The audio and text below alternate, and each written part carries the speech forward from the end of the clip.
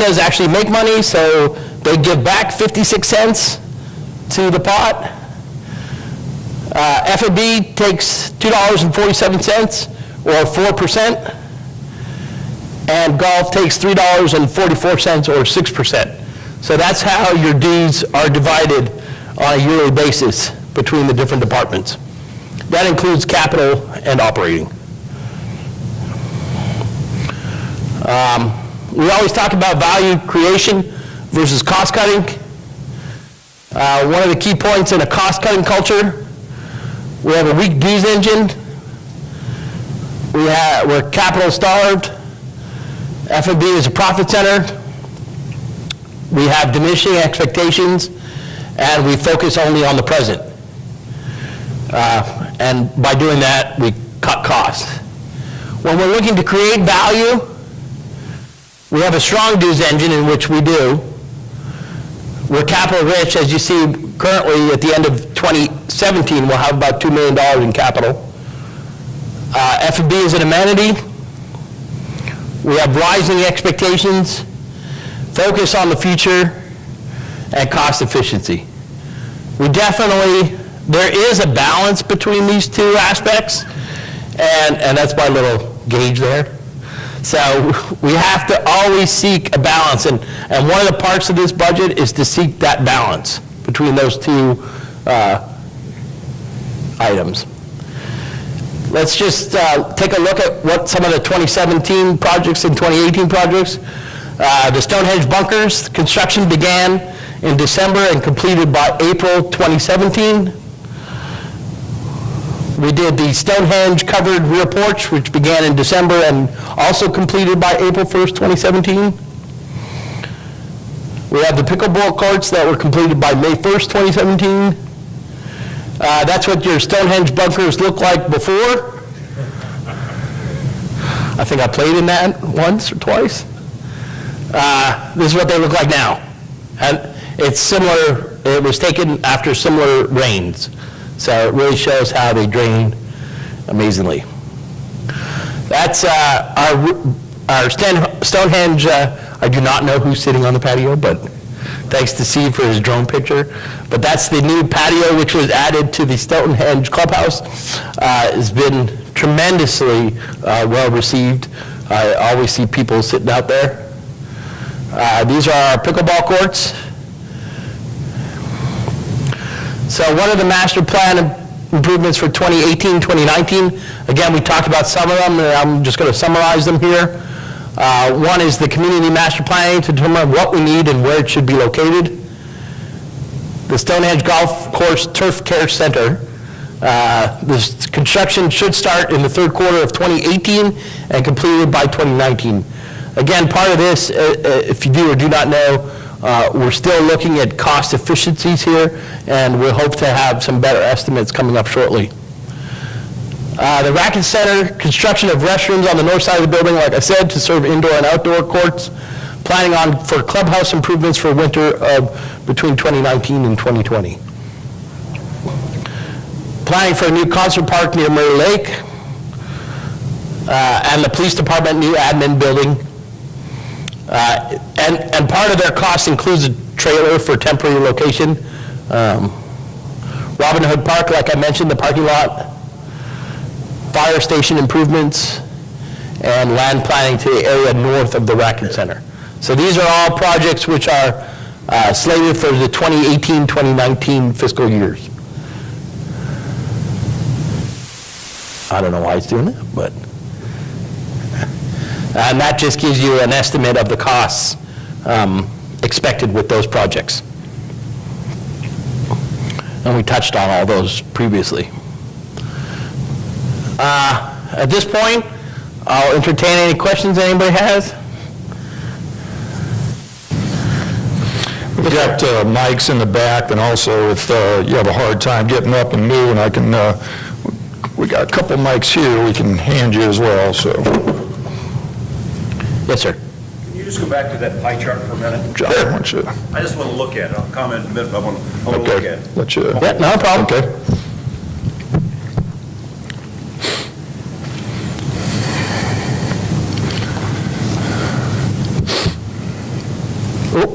There you go.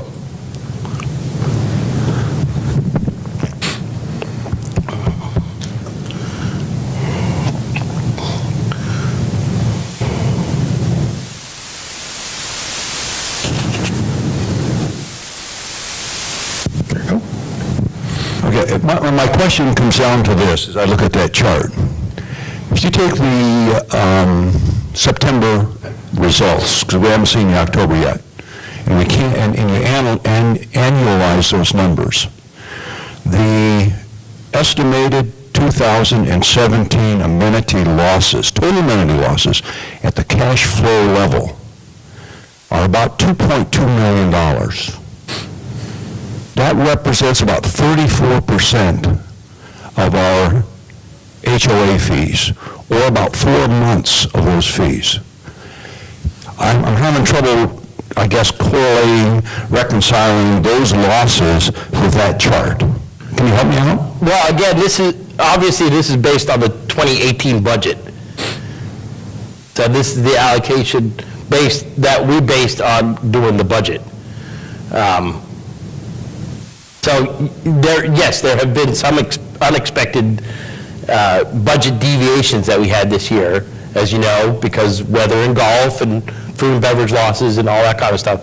So the pie chart evolves, I guess, is the best way I could say. It will change depending on what happens. You know, we had savings, like for instance, I'll give you a great example. We had a very mild winter in 2017. So we saved about $125,000 just in salt. Obviously, that was in the budget for 2017. That, of course, lowers the amount they get. So it's... Jonathan, go back to your combined cash flow, because I think you show that on the While it's going back to that, I'll ask you just one other question.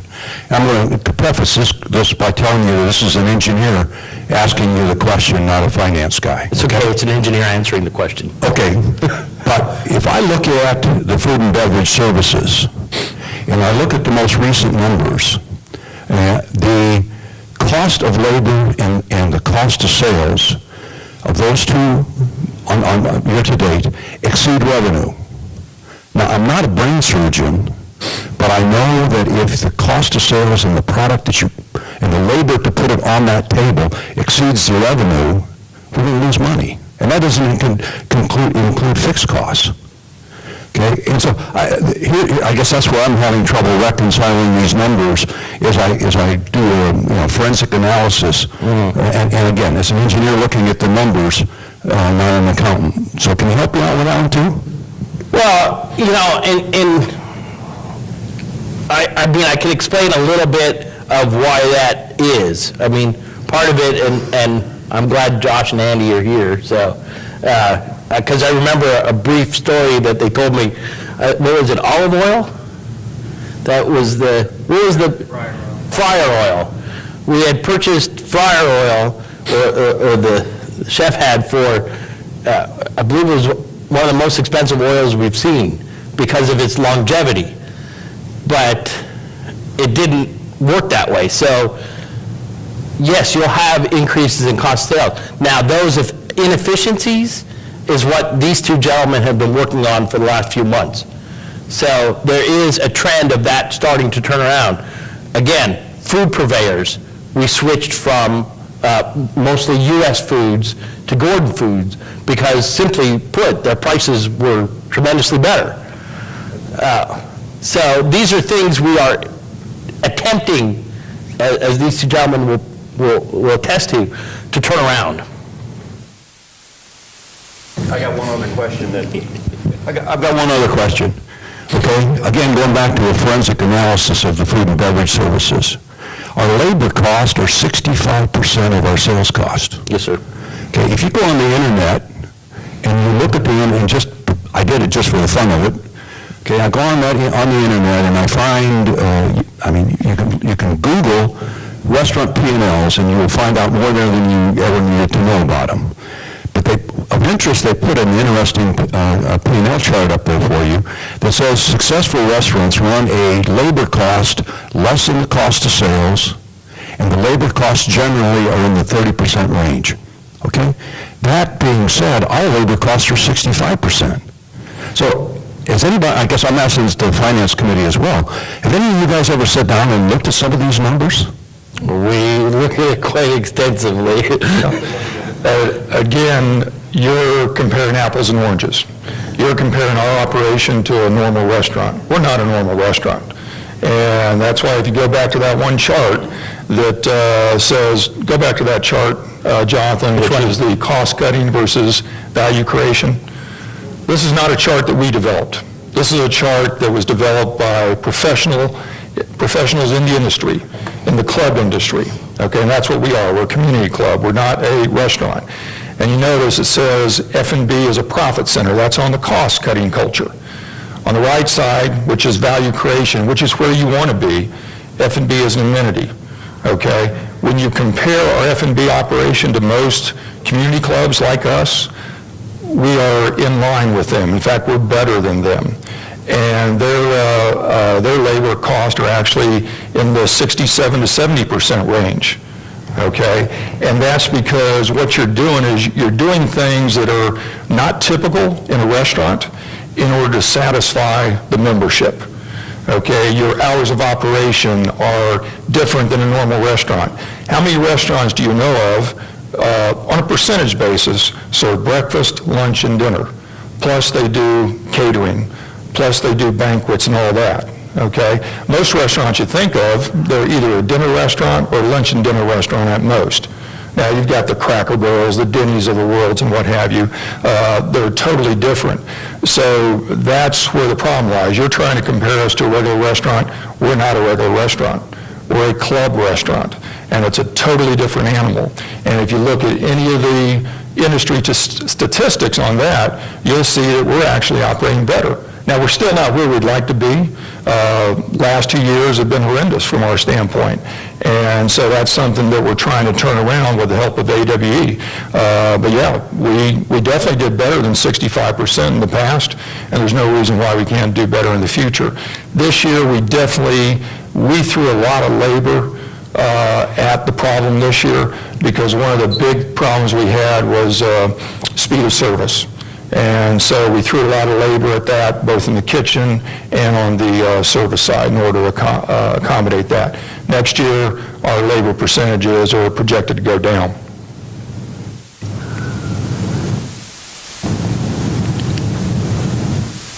Other questions?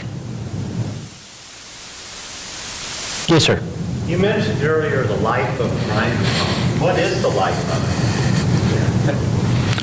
Bruce, life of I don't know, unfortunately. The life of a grinder pump is actually determined by the use in the residence. We've got grinder pumps that last 25 years, we've got grinder pumps that last 5 years. Give him a microphone, Jonathan. We're injecting into the complete sewer system new grinder pumps that are replacing the original grinder pumps, which were Model 200s, which we now can not get parts to. We have to buy aftermarket parts. And so we're injecting 100 new grinder pumps a year into the system with a 5-year warranty.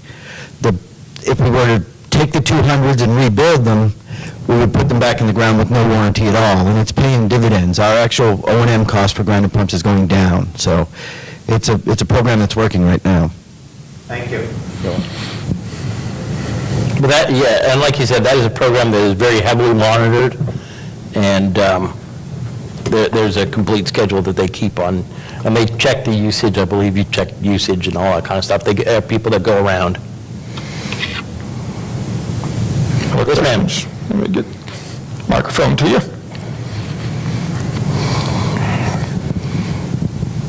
There you go. Food and beverage, I think you probably have thought about some promotions that will get dissatisfied customers back in. I personally have not, but Josh and Andy have been working on that. And that's one of their big things, is to tailor a menu for all tastes. And that's something they've been working on very heavily, and to ensure, because we always have that dichotomy of people. We have a wide range of people in the Glade, as you all could assume. We have those that are more cost conscious, and then there are some that are willing to spend more to get more, if that makes any sense. So they are putting that menu together and have been and started rolling it out already to reach that dichotomy of people. Well, for example, the steak night was very successful at Stonehenge, so we brought that over to Legends now for the wintertime. So Tuesday nights, 2 for $22 steak night. So that similar steak that we served at Stonehenge.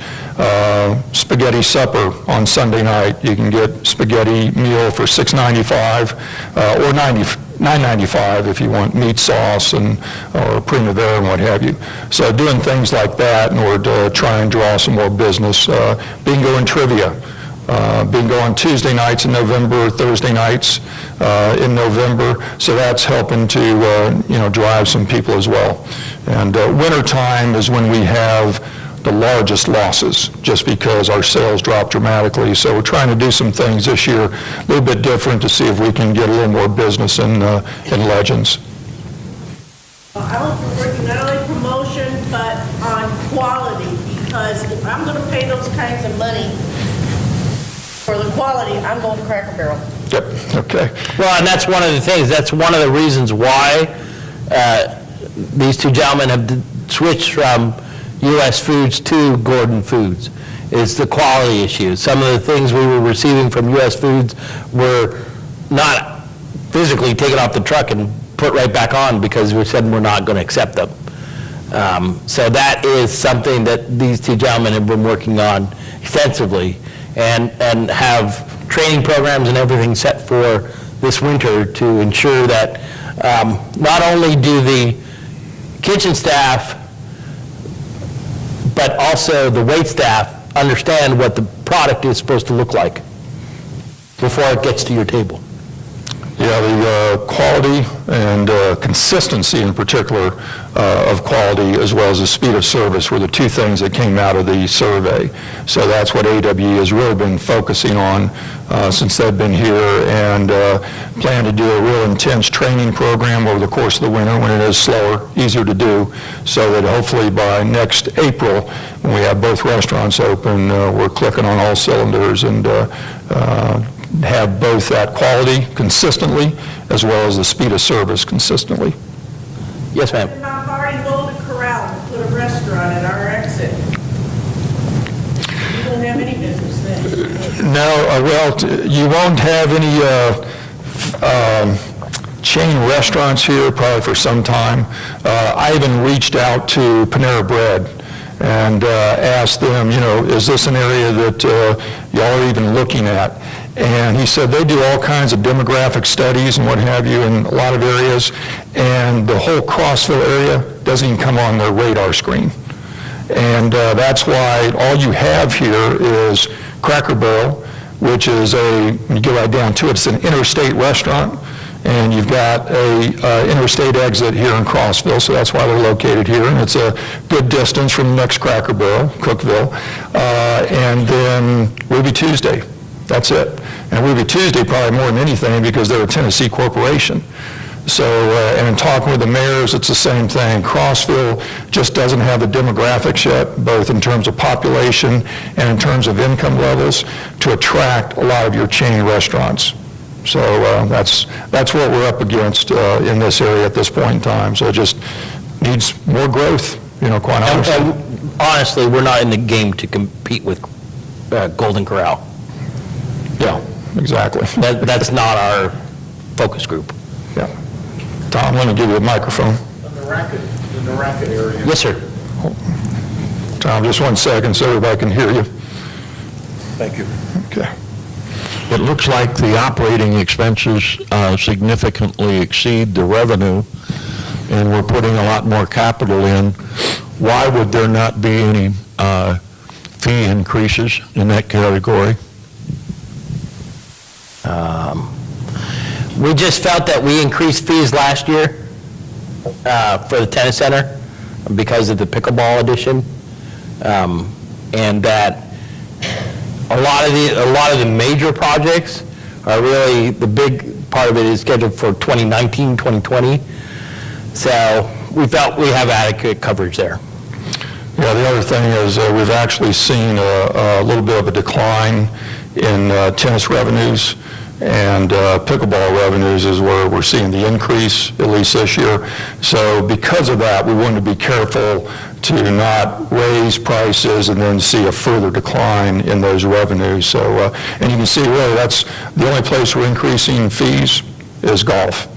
And golf is not as sensitive as the other areas in terms of rate increases. Well, for 2018, the revenue is projected higher than the change in expenses. For the Racquet Center, the change in revenue does exceed the change in expenses for the Racquet Center. Sorry. Yeah, and our excess revenue, where the loss is going down from about 22,000 to about 17,000. I mean, overall, the net cash flow is not, but yes, we have chosen not to increase fees. Okay, but you're putting 425,000. Correct.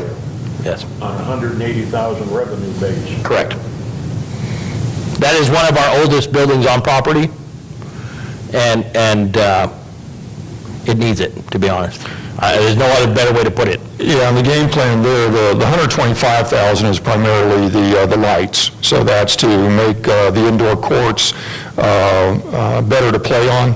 Then the 300,000 is 50,000 for planning for phase 2 of improvements, and then $250,000 for phase 1, which is a restroom building on the north side of the building that will then not only accommodate the indoor tennis courts, but also the outdoor pickleball courts. And the reason we're doing that first is because in phase 2, we're going to be gutting and renovating the existing restrooms, so we need to have some restrooms in place for people to use while we're doing the renovations of the other building, or the clubhouse. And again, the clubhouse is very dated, both the exterior as well as the interior, especially the restrooms on the lower level. Yeah, if you've ever been in the tennis center and seen the restrooms, they're not... Are those more than restrooms? Is it showers and locker rooms? No, strictly going to be restrooms. Yeah, in phase 1. Now, phase 2 is yet to be designed, so you'll probably have a shower in those restrooms, one in each, most likely, and maybe a few lockers, not a lot, not your traditional locker room. 300,000. Yeah, well, 50 is planning, then the other 250, and that's a rough estimate by the architect right now, so we haven't done any detailed plans as yet, so hopefully we can get that price down as well. John? I got one more question. Yep. Just another question. I think everyone in this room, or at least some of us who are familiar with what's been going on as it relates to the turf building, we have kind of watched that capital expenditure grow. And I think there's a lesson that we can learn from that. When we established, or everyone agreed to establish a committee to take a look at the turf building, what they found out is that there are some significant savings first, and secondly, we found out that there's some really pretty smart people here in this community that know a lot about a lot of things. Now, given that, why would we not take a look at, and looking at, back to food and beverage for a second, okay, for the last 4 years, we have had a history of increasing losses every year, with this year being the worst ever in history of the club. Why wouldn't we just go out and look at some of the residents we have in the community, and we've got some really smart people with a lot of food and beverage experience, and set up a committee, or ask to set up a committee to go out and come in and take a look at it and see if there isn't something that these folks that have got these experiences could come up and give us some recommendations. So I guess I'd ask why can't we just set up a committee? Thank you. Well, let me, one correction. John. One correction, we actually were increasing revenues and losses were going down through 2015. And we got the losses down to about 207,000 in 2015. In 2016, our sales dropped by about 10%. And along with that, our deficit went up to 360. And this year again, we saw sales drop. And again, we've thrown a lot of labor at it. We've hired consultants and what have you, so the deficit is going up again this year. But we fully anticipate, and we're projecting a loss of $390 next year. So turn things around, and hopefully we'll continue to see that drop now, like we saw it drop from 2012 to 2015. And with respect to experts in the area, you know, I've even reached out to people and offered for them to come in and help. No takers. You know, Barry Piggott puts himself out there as being an expert. He no longer lives here. Once we started talking to Barry, he went to culinary school, spent 1 year in the hotel industry, got so tired of it, he got out. So, you know, he had some knowledge, but definitely not an expert in the field, and really nobody has come forward to say, hey, I'm an expert in the field, I can help you out, quite honestly. I mean, that's why we brought people that are experts in the field, AWE, who have a lot of experience in this business. I'll give you an example. We have a person that lives here in the community that was responsible for all the P.J. Chang restaurants in Chicago. Okay? More than willing to take a look at some things. Okay? And no one has ever reached out to him. This is the first I've heard of that, and has he reached out to me? Lives in the community that ran quite a number of the Cracker Barrels in Tennessee. Willing to reach out, willing to help. Okay? And that's what I'm suggesting. We've got some really, really smart people here. We just reach out to them. I agree, and building on the success that it looks like we're going to get with the turf care, Stonehenge turf care, we may well do that. We are turning that committee that's looking at the turf care into a permanent committee, or replicating it for other projects, so we are drawing on the expertise. Food and beverage is a little different at the moment. Yes, we have been having these major problems. Right now, we've brought in AWE and we want to give them a chance rather than start directing them and making more changes. So we'll certainly look at building on the success of the turf care centre and see how we can draw on the expertise of residents for food and beverage. But in the short term, certainly we want to give AWE their head. But I'm more than welcome to talk, and I'd welcome the names of those people that you suggest. We can talk further, John. And also, I want to take a point that it's not like we're not listening to residents. Josh will be the first one to tell you, he gets, 200 emails a day, something like that, 100 emails a day? And he responds to those. So we are listening. It's not like we're not listening. Trust me, these guys, you know, they're out there, they're on the floor, they're meeting with people, they're talking with people, they're answering emails, they're answering phone calls. They are listening to the people. So I don't want to make it a sense that we just close our ears and we're not listening to anyone. They very much are listening to the community. Well, John Byers, have those, the guy from P.F. Chang's and also Cracker Barrel, give me a call.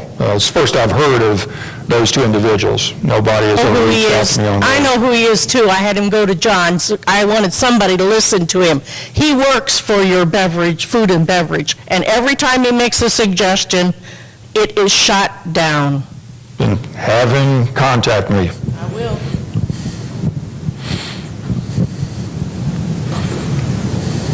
Other questions?